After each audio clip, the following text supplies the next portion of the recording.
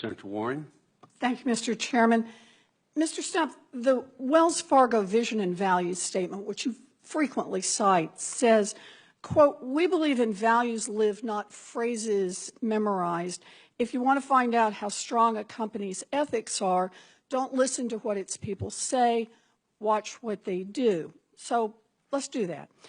Since this massive years-long scam came to light, you have said repeatedly, quote, "I am accountable." But what have you actually done to hold yourself accountable? Have you resigned as CEO or chairman of Wells Fargo? The board, I serve at Have you resigned?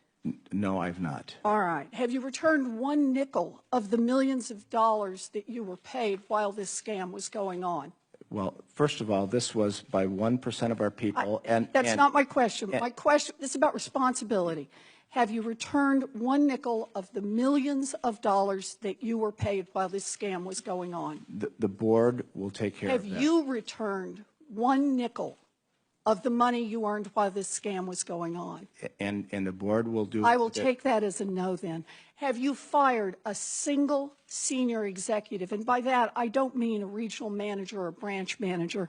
I'm asking about the people who actually led your community banking division or your compliance division.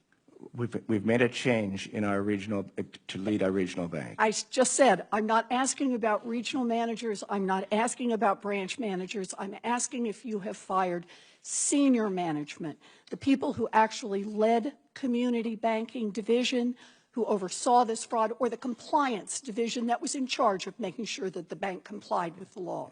Carrie Toll said. Did you fire No. any of those people? No. Okay. So you haven't resigned. You haven't returned a single nickel of your personal earnings. You haven't fired a single senior executive. Instead, evidently, your definition of accountable is to push the blame to your low-level employees who don't have the money for a fancy PR firm to defend themselves. It's gutless leadership. In your time as chairman and CEO, Wells has been famous for cross-selling, which is pushing existing customers to open more accounts. Cross-selling is one of the main reasons that Wells has become the most valuable bank in the world. Wells measures cross-selling by the number of different accounts a customer has with Wells. Other big banks average fewer than 3 accounts per customer, but you set the target at 8 accounts. Every customer of Wells should have 8 accounts with the bank. And that's not because you ran the numbers and found that the average customer needed 8 banking accounts. It is because, quote, 8 rhymes with great. This was your rationale right there in your 2010 annual report. Cross-selling isn't about helping customers get what they need. If it was, you wouldn't have to squeeze your employees so hard to make it happen. No, cross-selling is all about pumping up Wells' stock price, isn't it? No, cross-selling is shorthand for deepening relationships. We only do well. Let me stop you right there. You say no? No? Here are the transcripts of 12 quarterly earnings calls that you participated in from 2012 to 2014, the 3 full years in which we know this scam was going on. I'd like to submit them for the record, if I may, Mr. Chair. Thank you. These are calls where you personally made your pitch to investors and analysts about why Wells Fargo is a great investment. And in all 12 of these calls, you personally cited Wells Fargo's success at cross-selling retail accounts as one of the main reasons to buy more stock in the company. Let me read you a few quotes that you had. April 2012, quote, "We grew our retail banking cross-sell ratio to a record 5.98 products per household." A year later, April 2013, quote, "We achieved record retail banking cross-sell of 6.1 products per household." April 2014, quote, "We achieved record retail banking cross-sell of 6.17 products per household." The ratio kept going up and up, and it didn't matter whether customers used those accounts or not. And guess what? Wall Street loved it. Here is just a sample of the reports from top analysts in those years, all recommending that people buy Wells Fargo stock in part because of the strong cross-sell numbers. And I'd like to submit them for the record. Without objections. Thank you, Mr. Chair. So when investors saw good cross-sell numbers, they did while this scam was going on. That was very good for you personally, wasn't it, Mr. Stumpf? Do you know how much money, how much value your stock holdings in Wells Fargo gained while this scam was underway? Well, first of all, it was not a scam. And cross-sell is a way of deepening relationships. When customers We've been through this, Mr. Stumpf. I asked you a very simple question. Do you know how much the value of your stock went up while this scam was going on? It's all of my compensation is in our public Do filing. you know how much it was?